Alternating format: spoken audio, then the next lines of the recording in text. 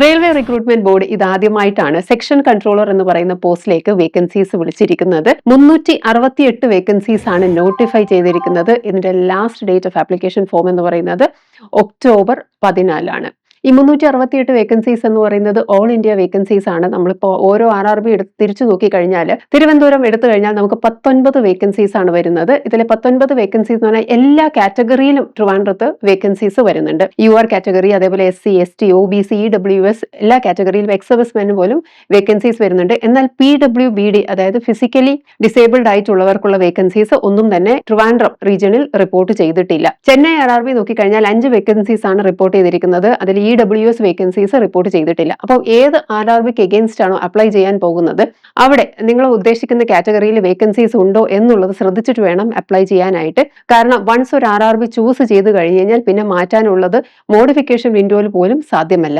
അതേപോലെ തന്നെ ഒരു RRBക്ക് എഗെയിൻസ്റ്റ് മാത്രമേ അപ്ലൈ ചെയ്യാൻ പറ്റുള്ളൂ. ഒന്നിൽ കൂടുതൽ അപ്ലൈ ചെയ്യുകയാണെങ്കിൽ അത് ആപ്ലിക്കേഷൻ ഫോം റിജക്ട് ചെയ്യുമെന്നാണ് പറഞ്ഞിരിക്കുന്നത്. അപ്ലൈ ചെയ്യുമ്പോൾ ശ്രദ്ധിക്കുക. നമുക്കിനി ഇതിന് പേ സ്കെയിൽ നോക്കാം. പേ ലെവൽ 6 ആണ് വരുന്നത്. പേ സ്കെയിൽ എന്ന് പറയുന്നത് 35,400 മുതൽ 1,12,400 വരെയാണ് ഇതിന്റെ പേ സ്കെയിൽ വരുന്നത്. ഏജ് ലിമിറ്റ് നോക്കുക, 33 വയസ്സ് വരെയാണ് അപ്ലൈ ചെയ്യാൻ പറ്റുന്നത്. 20 മുതൽ 33 വയസ്സ് വരെയാണ്. അതേപോലെ ക്രൂഷ്യൽ ഡേറ്റ് ശ്രദ്ധിക്കുക. 1/1/2026 ആകുമ്പോഴേക്കും 33 വയസ്സ് കവിയാൻ പാടില്ല എന്നാണ് പറഞ്ഞിരിക്കുന്നത്. അതിലെ ലിമിറ്റ് ഒന്ന് നമുക്ക് നോക്കാം. ജനുവരി 2, 1993 മുതൽ 1/1/2006 ഇടയ്ക്ക് ജനിച്ചവരായിരിക്കണം എന്നുള്ള കാര്യമാണ് വ്യക്തമാക്കിയിരിക്കുന്നത്. അതേപോലെ ശ്രദ്ധിക്കുക, SC, ST, OBC വിഭാഗത്തിൽപ്പെട്ടവർക്ക് നിയമാനുസൃതമായ ഇളവുകൾ ലഭ്യമാണ്. ഇനി അടുത്തത് എഡ്യൂക്കേഷൻ ക്വാളിഫിക്കേഷൻ ആണ്. ഏത് യൂണിവേഴ്സിറ്റി ഡിഗ്രി ആയാലും മതി, ജസ്റ്റ് ഒരു ഗ്രാജുവേഷൻ മാത്രം മതി. വേറെ കാര്യം ശ്രദ്ധിക്കുക, 14 ഒക്ടോബർ ആകുമ്പോഴേക്കും 14 ഒക്ടോബർ 2025 ആകുമ്പോഴേക്കും ഫൈനൽ ഇയർ റിസൾട്ട് വരുന്നില്ല എങ്കിൽ അപ്ലൈ ചെയ്യേണ്ട എന്ന് പറഞ്ഞിട്ടുണ്ട്. So that means final year എഴുതുന്നവർക്ക് ഇത് അപ്ലൈ ചെയ്യാൻ സാധിക്കില്ല.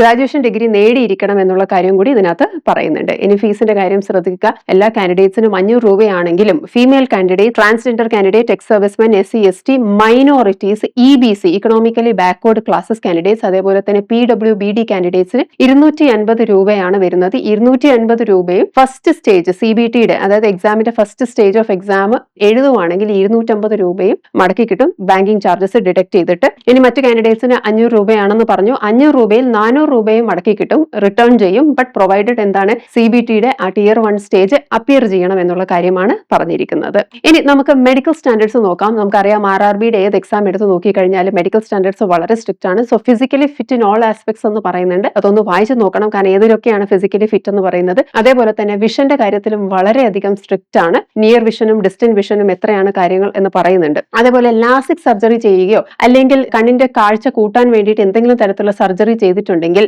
എലിജിബിൾ അല്ല എന്നുള്ള കാര്യം കൂടി അതിനകത്ത് മെൻഷൻ ചെയ്യുന്നുണ്ട്. ഇനി നമുക്ക് സ്കീം ഓഫ് എക്സാം നോക്കാം. സ്കീം ഓഫ് എക്സാമിൽ ചെറിയൊരു വ്യത്യാസമുണ്ട്. സാധാരണ നമുക്ക് RRBയിൽ കാണുന്ന പോലെയുള്ള ഒരു ടൈപ്പ് ഓഫ് എക്സാം അല്ല. സ്റ്റേജസ് എല്ലാം സിമിലർ ആണ്. ലൈക്ക് CBT ഉണ്ട്, CBAT ഉണ്ട്, അതേപോലെ തന്നെ അത് കഴിഞ്ഞ് DV ഉണ്ട്, മെഡിക്കൽ എക്സാമിനേഷനും ഉണ്ട്. അപ്പം CBT എക്സാം ആസ് യൂഷ്വൽ നമ്മൾ ഒരു RRBയുടെ എക്സാം നടക്കുന്ന പോലെ 13 ലാംഗ്വേജസിലാണ് നടത്തുന്നത്. സോ ദാറ്റ് മീൻസ് ഇംഗ്ലീഷിലും അവൈലബിൾ ആണ് ക്വസ്റ്റ്യൻ പേപ്പർ, അതേപോലെ തന്നെ മലയാളത്തിലും നമുക്ക് എഴുതാൻ സാധിക്കും. അപ്പോൾ ഏതാണെന്നുള്ളത് ചൂസ് ചെയ്താൽ മാത്രം മതി. ഇനി CBTയുടെ സ്റ്റേജ് 1 എക്സാം നമുക്ക് നോക്കാം. അത് 120 മിനിറ്റ് ആണ്. അതായത് 2 മണിക്കൂറത്തെ എക്സാമിന് 100 ചോദ്യങ്ങളാണ് വരുന്നത്. ആൻഡ് 1/3 ആണ് നെഗറ്റീവ് മാർക്സ് വരുന്നത്. ടോട്ടൽ സ്കോർ എന്ന് പറയുന്നത് 100 മാർക്കാണ്. ഇതിനെ 3 സെക്ഷൻ ആയിട്ട് ഡിവൈഡ് ചെയ്തിട്ടുണ്ട്. ഇവിടെയാണ് നമ്മൾ അധികം ശ്രദ്ധിക്കേണ്ടത്. ഈ 3 സെക്ഷൻ ഏതൊക്കെയാണ് എന്നുള്ളത്. 3 സെക്ഷനിലെ ആദ്യത്തെ സെക്ഷൻ എന്ന് പറയുന്നത് അനലിറ്റിക്കൽ ആൻഡ് മാത്തമാറ്റിക്കൽ എബിലിറ്റി ആണ്. സോ അതിൽ നിന്നുമാണ് ഏറ്റവും കൂടുതൽ ചോദ്യങ്ങൾ വരുന്നത്, 60 ചോദ്യം. സോ 60% അതിൽ നിന്നാണ്. സോ അതിനകത്താണ് നമ്മുടെ ജോമെട്രി വരുന്നത്, അതേപോലെ തന്നെ ആവറേജിന് ക്വസ്റ്റ്യൻസ് വരുന്നത്, പ്രോബബിലിറ്റി, സ്റ്റാറ്റിസ്റ്റിക്സും ഒക്കെ വരുന്നത് ഈ ഒരു പോർഷനിൽ നിന്നാണ്. സെക്കൻഡ് വൺ ശ്രദ്ധിക്കുക, ലോജിക്കൽ കേപ്പബിലിറ്റി. ലോജിക്കൽ കേപ്പബിലിറ്റി എന്ന് പറയുന്നത് അതിനെ വീണ്ടും 2 ആയിട്ട് തിരിച്ചിട്ടുണ്ട്. Logical reasoning and reading comprehension ആണ്. സോ ലോജിക്കൽ റീസണിംഗ് എന്ന് പറയുമ്പോൾ സ്പെസിഫിക് ആയിട്ട് നോട്ടിഫിക്കേഷനിൽ തന്നെ കൊടുത്തിട്ടുണ്ട്. Binary logic, syllogism, assumption, blood relations ഒക്കെയാണ് കാര്യങ്ങൾ. ഫാമിലി ട്രീ അങ്ങനെയുള്ള കാര്യങ്ങളാണ് ലോജിക്കൽ റീസണിംഗ് വരുന്നത്. പിന്നെ റീഡിംഗ് കോംപ്രിഹെൻഷൻ, ഇവിടെ ഒരു പുതുമയുണ്ട്. കാരണം RRB എക്സാംസിന് സാധാരണയായിട്ട് റീഡിംഗ് കോംപ്രിഹെൻഷനോ അല്ലെങ്കിൽ ഇംഗ്ലീഷ് എന്നുള്ള ചോദ്യങ്ങളോ സാധാരണയായിട്ട് കാണാറില്ല. പക്ഷെ ഇവിടെ ഒരു റീഡിംഗ് കോംപ്രിഹെൻഷൻ അവർ പറഞ്ഞിട്ടുണ്ട്. ആ റീഡിംഗ് കോംപ്രിഹെൻഷനും വളരെ സ്പെസിഫിക് ആയിട്ട് തന്നെ പറഞ്ഞിട്ടുണ്ട്.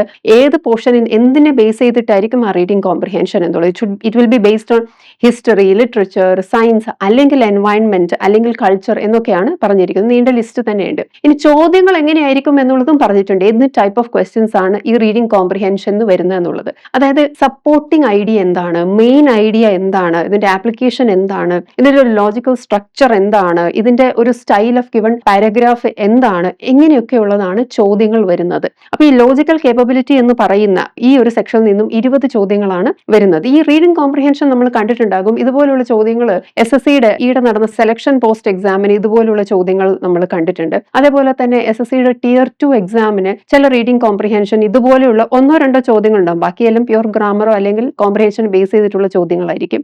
അതേപോലെ UPSCയുടെ CSAT ആപ്റ്റിറ്റ്യൂഡ് ബേസ്ഡ് എക്സാമിനും ഇതുപോലെയുള്ള ചില കോംപ്രിഹെൻഷനിൽ ഇതുപോലെയുള്ള ചോദ്യങ്ങൾ നമുക്ക് കാണാൻ പറ്റും. അപ്പൊ നമുക്കൊരു റെഫറൻസ് ആയിട്ട് വേണമെങ്കിൽ അതെടുക്കാം. കാരണം ഈ ഒരു പോസ്റ്റ് നേരത്തെ വിളിക്കാത്തത് കൊണ്ട് തന്നെ നമുക്കൊരു previous year question paper available അല്ല. ഓക്കെ, ഇനി മൂന്നാമത്തെ ഒരു സെക്ഷൻ ഉണ്ടെന്ന് പറഞ്ഞിട്ടുണ്ടായിരുന്നു. അതാണ് മെന്റൽ റീസണിങ്. ഇതിപ്പോ നമ്മൾ സാധാരണ RRB എക്സാംസിന് കാണുന്ന പോലെയുള്ള മെന്റൽ റീസണിങ് ആണ്.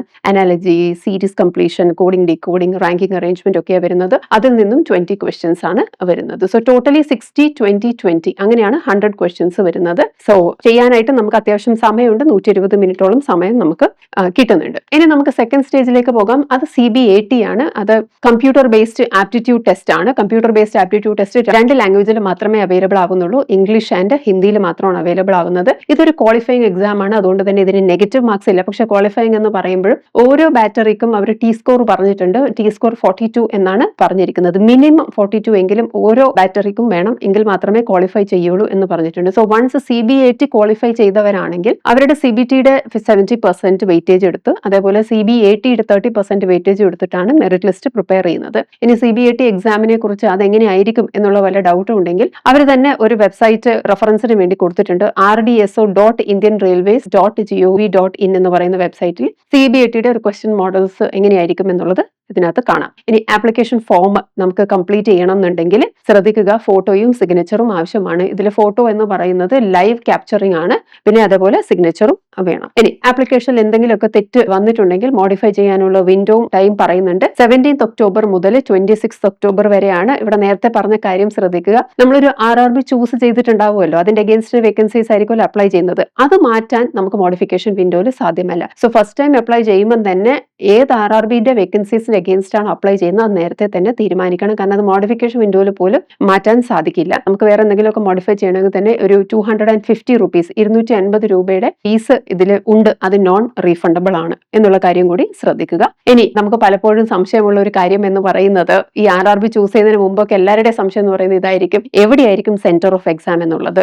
RRB ഇതിനകത്ത് സെന്റർ ഓഫ് എക്സാം ഏതാണെന്ന് പറഞ്ഞിട്ടില്ല. അവർ പറഞ്ഞിരിക്കുന്നത് ടെക്നിക്കൽ ആൻഡ് ലോജിസ്റ്റിക്കൽ ഫീസിബിലിറ്റിക്ക് അനുസരിച്ചായിരിക്കും സെന്റർ ഓഫ് എക്സാം തീരുമാനിക്കുന്നത് എന്നുള്ളതാണ്. എന്നാലും RRBയുടെ മറ്റ് എക്സാംസ് ഒക്കെ എഴുതുന്ന ഇപ്പോഴും നടന്നുകൊണ്ടിരിക്കുന്ന പല എക്സാംസിലും നമുക്കറിയാം പല ജില്ലകളിലും സെന്റേഴ്സ് അവൈലബിൾ ആണെന്നുള്ളത് നമുക്കറിയാം. സോ അതുപോലെ തന്നെ ആയിരിക്കുമെന്ന് നമുക്ക് പ്രതീക്ഷിക്കാം. എന്തായാലും എന്തെങ്കിലും തരത്തിലുള്ള അപ്ലൈ ചെയ്യുന്ന സമയത്ത് എന്തെങ്കിലും തരത്തിലുള്ള ടെക്നിക്കൽ ഡിഫിക്കൽട്ടീസോ അല്ലെങ്കിൽ പ്രശ്നങ്ങളോ ഫേസ് ചെയ്യുവാണെങ്കിൽ അവരൊരു ഹെൽപ്പ് ലൈൻ നമ്പറും പ്രൊവൈഡ് ചെയ്തിട്ടുണ്ട്. കൂടാതെ ഒരു മെയിൽ ഐഡിയും പ്രൊവൈഡ് ചെയ്തിട്ടുണ്ട്. വേറൊരു കാര്യം ശ്രദ്ധിക്കുക, ഈ മെയിൽ ഐഡിയിലോ ഈ ഹെൽപ്പ് ലൈൻ നമ്പറിലോ ഒക്കെ വിളിച്ചിട്ട് നമുക്കൊരു ആൻസർ കിട്ടുമ്പോഴേക്ക് കുറച്ച് താമസിക്കും. അതുകൊണ്ട് തന്നെ അപ്ലൈ ചെയ്യുന്ന സമയത്ത് ഈ ലാസ്റ്റ് ഡേറ്റ് വരെ കാത്തിരിക്കരുത്. നേരത്തെ അപ്ലൈ ചെയ്യുക, എങ്കിൽ മാത്രമേ എന്തെങ്കിലും ഒരു പ്രശ്നമുണ്ടെങ്കിൽ നമുക്ക് അതിന് പരിഹാരം സമയത്തിന് നമുക്ക് കിട്ടുള്ളൂ. അപ്പം ആ ലാസ്റ്റ് മിനിറ്റ് റഷ് അവോയ്ഡ് ചെയ്തിട്ട് നേരത്തെ തന്നെ ഇതിന് അപ്ലൈ ചെയ്യുക, എക്സാമിന്റെ പ്രിപ്പറേഷൻ സ്റ്റാർട്ട് ചെയ്യുക.